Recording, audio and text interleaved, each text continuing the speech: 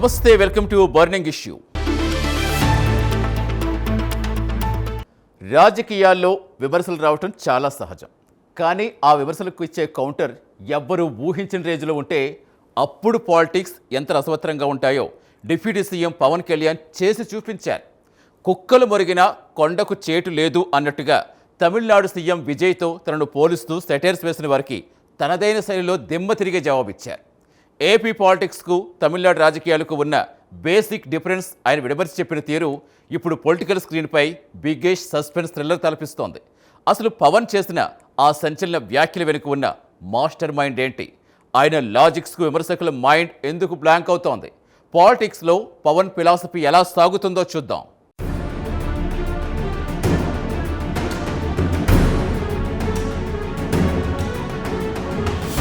ఆంధ్రప్రదేశ్ రాజకీయాల్లో ఉప ముఖ్యమంత్రి పవన్ కళ్యాణ్ తాజా వ్యాఖ్యలు తీవ్ర చర్చనీయాంశంగా మారాయి. తనను పొరుగు రాష్ట్రమైన తమిళనాడు రాజకీయాలతో పోలుస్తూ వస్తున్న విమర్శలకు ఆయనిచ్చిన కౌంటర్ పొలిటికల్ సర్కిల్స్ లో హాట్ టాపిక్ గా మారింది. తమిళనాడు పాలిటిక్స్ వేరు, ఏపీ పాలిటిక్స్ వేరు అంటూ ఆయన చేసిన కమెంట్స్ వెనుక ఒక డీప్ ఎనాలిసిస్ మనకు స్పష్టంగా అర్థమవుతోంది. కేవలం ఒక నాయకుడిగా మాత్రమే కాకుండా రెండు రాష్ట్రాల రాజకీయ సామాజిక పరిస్థితుల్ని బేరీజు వేసిన ఒక పరిణితి చెందిన పొలిటీషియన్ గా పవన్ తన వాయిస్ ని బలంగా వినిపించారు. ఈ క్రమంలో ఆయన వాడిన లాజిక్స్ ప్రతి ఒక్కరిని ఆలోచింపజేస్తున్నాయి. అసలు ఏపీకి తమిళనాడుకి మధ్య ఉన్న ఆ బేసిక్ డిఫరెన్స్ ఏంటన్నది ఆయన మాటల్లోనే క్లియర్ గా తెలుస్తోంది.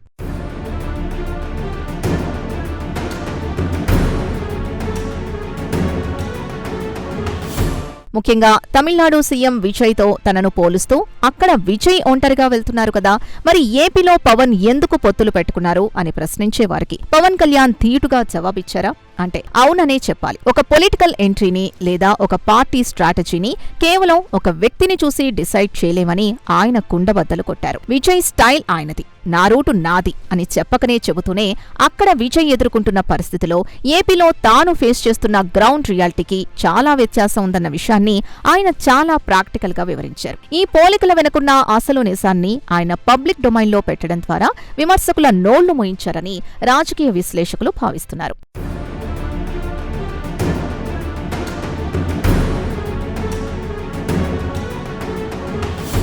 తమిళనాడు ఏపీ రాజకీయాలు ఏ విషయంలో భిన్నమన్న దానికి పవన్ ఇచ్చిన క్లారిటీ చాలా పర్ఫెక్ట్ గా ఉంది. దశాబ్దాలుగా తమిళనాడులో డిఎంకే, అన్నాడీఎంకే పార్టీల ఆధిపత్యం నడుస్తోంది. ఈ రెండు ద్రవిడ పార్టీల పాలనతో అక్కడి జనం తీవ్రంగా విసిగెత్తారు. ఒక రకమైన స్టాగ్నేషన్ ఆ రాష్ట్ర పాలిటిక్స్ లో వచ్చేసింది. అందుకే అక్కడ ప్రజలు ఒక ఫ్రెష్ వాయిస్ కోసం, ఒక కొత్త నాయకత్వం కోసం ఎదురుచూస్తున్నారు. ఆ ఫ్రస్ట్రేషన్ నుంచి ఒక కొత్త ఆల్టర్నేటివ్ కోసం వాళ్లు అన్వేషిస్తున్నారు. ఆ పరిస్థితుల్లోనే విజయ్ ఎంట్రీ ఇవ్వడం, ఆయన్ను ప్రత్యామ్నాయంగా ప్రజలు చూడటం జరిగింది.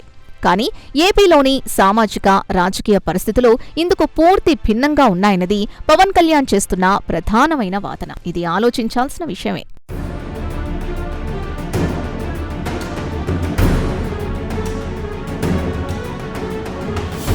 తమిళనాడులో ప్రజలు విజయ్ని ఒక బలమైన ప్రత్యామ్నాయంగా చూశారు. ఎందుకంటే అక్కడ వాళ్లకు కులాల కంటే కూడా ప్రాంతీయ భావోద్వేగాలు, పాలకుల పట్ల ఉన్న వ్యతిరేకత ఎక్కువ ప్రభావం చూపుతాయి.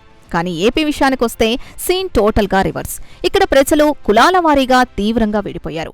కులమాధారంగా ఓటింగ్ ప్యాట్రన్ అనేది ఇక్కడ బాగా పాతుకుపోయింది. సమాజంలో ఎంత మార్పు కోరుకున్నా కరెక్ట్గా ఓటింగ్ వచ్చేసరికి కులం ఫీలింగ్ అనేది ఓటర్లలో ఒక బలమైన సంశయాన్ని క్రియేట్ చేస్తోంది. ఈ గ్రౌండ్ రియాలిటీని పవన్ కళ్యాణ్ చాలా సైంటిఫిక్ గా ఎనలైజ్ చేశారు. కులాల కుంపట్లతో రగిలిపోతున్న రాష్ట్రంలో కేవలం ఒక సింగిల్ ఆల్టర్నేటివ్గా వెళితే ఆశించిన ప్రయోజనం ఉండదని ఆయన ముందుగానే పసిగట్టారు.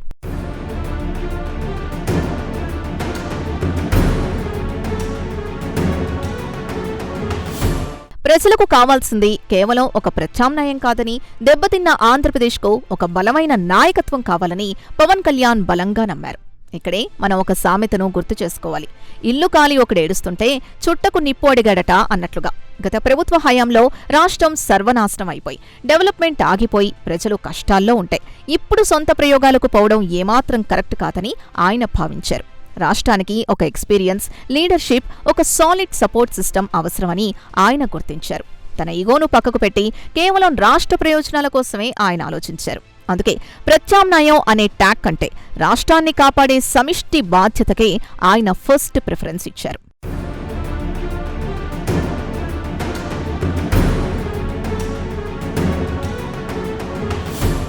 విన్నారుగా, తమిళనాడులో ప్రత్యామ్నాయం కోసం విజయ్ వస్తే ఏపీలో మాత్రం ప్రాణాపాయ స్థితిలో ఉన్న రాష్ట్రాన్ని బతికించుకునేందుకే పవన్ కళ్యాణ్ కూటమితో చేతులు కలిపారు. అయితే ఎక్కడే పవన్ వాడిన ఒకే ఒక్క పదం ఇప్పుడు రాజకీయ వర్గాల్లో పెను ప్రకంపనలు సృష్టిస్తోంది. నాడు రాష్ట్రాన్ని ఐసీయూలో ఉన్న పేషెంట్తో పోల్చిన జనసేనాని తన వ్యూహాన్ని పక్కాగా ప్రాక్టికల్గా ఎలా సమర్థించుకున్నారో తర్వాతి కథనంలో చూద్దాం.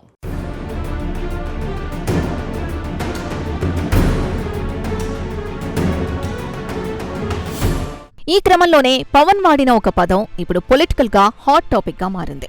ఏపీ 2024 ఎన్నికల నాటికి ఏకంగా ఇంటెన్సివ్ కేర్ యూనిట్లో ఉందంటూ ఆయన చేసిన కమెంట్ రాష్ట్రం ఎదుర్కొన్న తీవ్ర సంక్షోభానికి అర్థం పడుతోంది. ఐసీయూలో ఉన్న పేషెంట్కి పెద్ద పెద్ద ఎక్స్పెరిమెంట్స్ చేయలేం, ముందు ప్రాణం నిలబెట్టాలి. కరెక్ట్గా అదే లాజిక్తో ఐసీయూలో ఉన్న రాష్ట్రాన్ని బతికించుకోవడానికే తాను టీడీపీ బీజేపీ కూటమితో కలిశానని పవన్ ఓపెన్గా ప్రజలకు చెప్పేశారా అంటే నిజమే అనిపిస్తోంది. ఒకవేళ ఆయన ఆ రోజు ఒంటరి పోరు చేసి ఉంటే ఏపీ భవిష్యత్తు ఏమయ్యేదో అన్న భయాన్ని ఆయన తన వ్యాఖ్యల ద్వారా పబ్లిక్ కళ్లకు కట్టారు.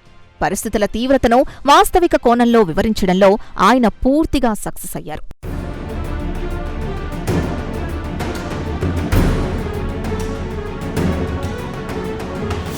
తన వ్యక్తిగత ఇమేజ్ కంటే, తన పార్టీ స్వలాభం కంటే కూడా 5 కోట్ల మంది ఆంధ్రుల స్థిరత్వం కోసమే తాను ఒక కూటమిగా జతకట్టానని పవన్ చెప్పడం ఆయన పొలిటికల్ విజన్కు స్పష్టమైన సంకేతాలిస్తోంది. ఒక బాధ్యతాయుతమైన లీడర్గా తాను తీసుకోబోయే ప్రతి డెసిషన్ రాబోయే తరాల మీద ఎలాంటి ఇంపాక్ట్ చూపిస్తుందో ఆయన ముందుగానే పక్కాగా విశ్లేషిస్తున్నారు. ఏపీ ప్రజలు అప్పటికే 5 ఏళ్ల పాటు చాలా నష్టపోయారు. సరైన రాజధాని లేక, పెట్టుబడులు రాక యువత భవిష్యత్తు పూర్తిగా ప్రశ్నార్థకంగా మారింది. ఇలాంటి డెడ్లీ టైంలో రాష్ట్రానికి కావాల్సింది ఒక స్టేబుల్ గవర్నమెంట్. ఆ స్థిరత్వాన్ని ఇవ్వగల సత్తా, అనుభవం ఉన్న కూటమికి మాత్రమే ఉందని ఆయన బలంగా నమ్మారు. అందుకే ఎలాంటి కన్ఫ్యూషన్ లేకుండా అందరితో కలిసి కూటమి వైపు అడుగులు వేశారు.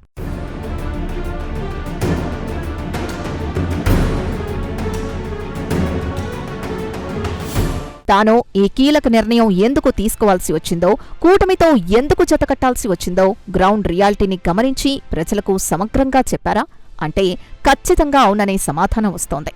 పాలిటిక్స్లో డెసిషన్స్ తీసుకోవడం ఒక ఎత్తైతే, ఆ డెసిషన్ వెనుకున్న అసలు పర్సన్ని పబ్లిక్కి కన్విన్సింగ్గా చెప్పడం మరో ఎత్తు. పవన్ కళ్యాణ్ ఈ విషయంలో 100% సక్సెస్ అయ్యారు. తను కూటమిలో కలవకపోతే ఏపీకి జరిగే నష్టాన్ని ఏకరువు పెడుతూ ఆయన ప్రజల బ్రెయిన్స్లోకి ఆ విషయాన్ని బలంగా పంపగలిగారు. కేవలం తన వాదన వినిపించడమే కాకుండా లాజికల్గా, అలాగే ఎమోషనల్గా ప్రజల్ని తన వైపు కనెక్ట్ చేయడంలో ఆయన ప్రదర్శించిన అద్భుతమైన కమ్యూనికేషన్ స్కిల్స్ రాజకీయ పండితుల్ని సైతం తీవ్రంగా ఆశ్చర్యపరుస్తున్నాయి.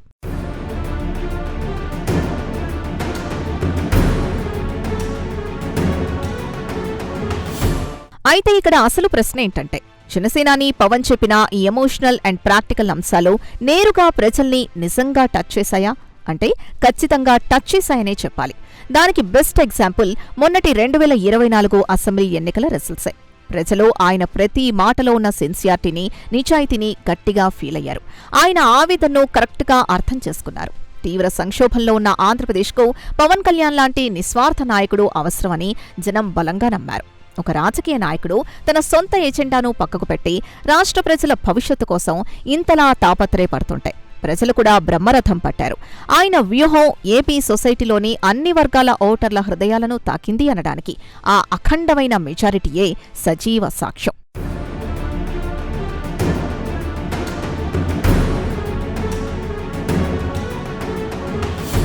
పవన్ కళ్యాణ్ ఇప్పుడు ఒకవైపు ప్రభుత్వంలో కీలక పాత్ర పోషిస్తూనే మరోవైపు జనసేన పార్టీని సంస్థాగతంగా మరింత బలోపేతం చేసే దిశగా వేగంగా అడుగులు వేస్తున్నారు.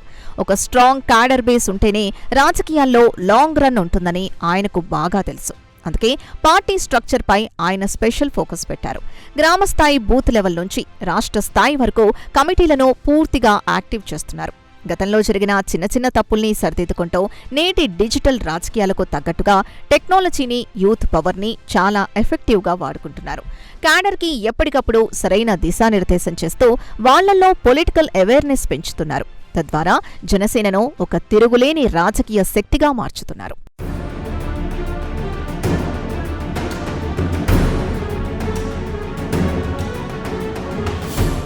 ఎలాంటి పొలిటికల్ బ్యాక్గ్రౌండ్ లేకుండా కేవలం తన సిన్సియారిటీతో పవన్ కళ్యాణ్ ఏపీ ప్రజల హృదయాలు ఎలా గెలుచుకున్నారో చూస్తారు కదా. మరి 100% స్ట్రైక్ రేట్తో అరుదైన హిస్టరీ క్రియేట్ చేసిన పవన్ తన క్యాడర్ సీఎం ఆశలపై ఏమంటున్నారు? ఆవేశాన్ని పక్కన పెట్టి కూటమి దర్బాన్ని ఆయన ఎంత పక్కాగా పాటిస్తున్నారో, ఆయన రియల్ విజన్ ఏంటో ఇప్పుడు తెలుసుకుందాం.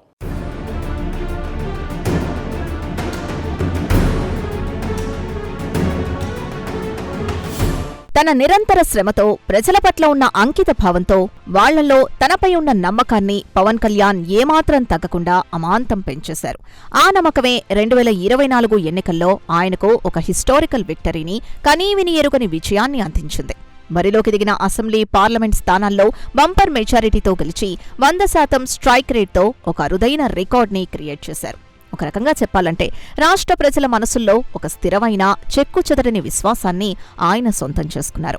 పవన్ కళ్యాణ్ ఏ డెసిషన్ తీసుకున్నా అది కరెక్ట్గానే ఉంటుందన్న ఒక బలమైన బిలీఫ్ని పబ్లిక్లో క్రియేట్ చేయగలిగారు.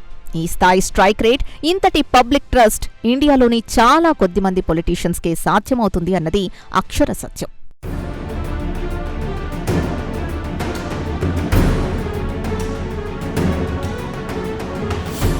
ఒక పార్టీ అధినేతగా పవన్ కళ్యాణ్ సీఎం కావాలని రాష్ట్ర ప్రజల్లో, ముఖ్యంగా జనసేన ఫైర్ బ్రాండ్ కార్యకర్తల్లో అనేక ఆశలుండొచ్చు.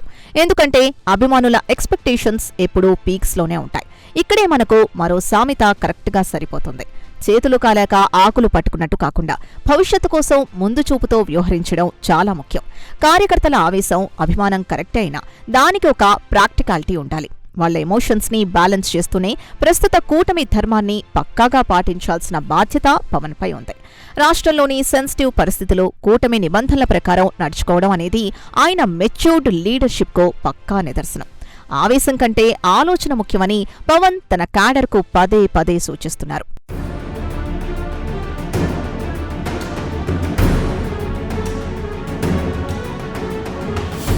రాజకీయాల్లో పదవులు రావడం, పోవడం అనేది చాలా సహజమైన ప్రక్రియ. కానీ అంతిమంగా రాష్ట్రంలోని ప్రజలే ఏకైక ప్రాధాన్యత అన్నది పవన్ కళ్యాణ్ బేసిక్ ఫిలాసఫీ. కేవలం ఒక సీఎం కుర్చీ కోసమో, లేక పవర్ ఎంజాయ్ చేయడం కోసమో ఆయన పాలిటిక్స్లోకి రాలేదన్నది ఆయన తీసుకుంటున్న బోల్డ్ నిర్ణయాలతో మనకు స్పష్టంగా అర్థమవుతోంది. పదవి ఉన్నా లేకున్నా నిరంతరం ప్రజల పక్షాన నిలబడాలన్న ఆయన ఆశయం ఎలాంటిదో మనం గత 10 ఏళ్లుగా చూస్తూనే ఉన్నాం. ఒక నిజమైన పబ్లిక్ సర్వెంట్కు ఉండాల్సిన లక్షణాలన్నీ ఆయనలో మెండుగా కనిపిస్తున్నాయి. తన కంఫర్ట్ జోన్ నుంచి బయటకొచ్చి బురదలో దిగి మరీ ఏపీ రాష్ట్రాన్ని ప్రక్షాళన చేయాలన్న ఆయన తపన, ఆయన అంతులేని నిబద్ధతకు అద్దం పడుతోంది. పవన్ విషన్లో సెంటర్ ఆఫ్ ది పాయింట్ ఎప్పుడూ ఆ సామాన్య పబ్లిక్కే.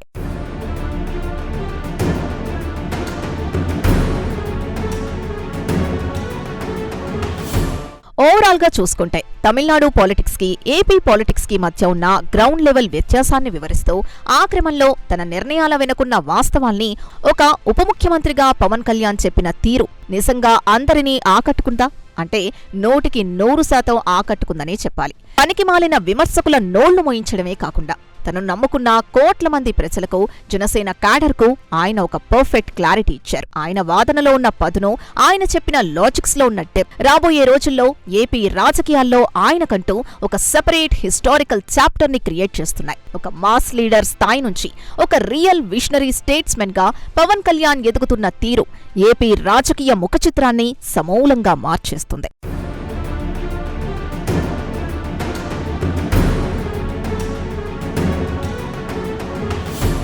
విమర్శించడం చాలా తేలిక, కానీ క్లిష్ట పరిస్థితుల్లో కఠిన నిర్ణయం తీసుకుని దాని వెనుక ఉన్న అసలు లాజిక్ ధైర్యంగా ప్రజల ముందుకు తీసుకెళ్లేవాడే నాయకుడు.